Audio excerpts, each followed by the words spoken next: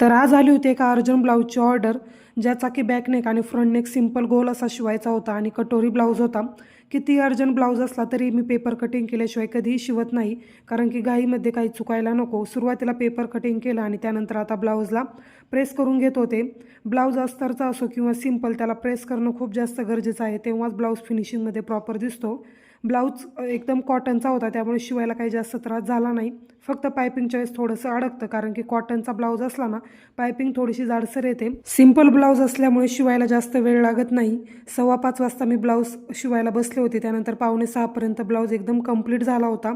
Finally मी ब्लाऊजला piping करतच होते, तेच कस्टमरचा फोन आला की अर्जंट नाही दिला तरी चालेल. तर मग मी निवांतच काम घेतलं. ब्लाऊजची फिटिंग आणि फिनिशिंग एकदम छान आली होती आणि त्यानंतर आता उरलं होतं ते म्हणजे ब्लाऊजला हुकलूक करणं. तर तेच मी करत होते. तर चला भेटूयात नवीन ब्लाऊजसोबत, नवीन अनुभव घेऊन. तोपर्यंत तुम्ही चॅनलला सबस्क्राईब करा अँड बाय.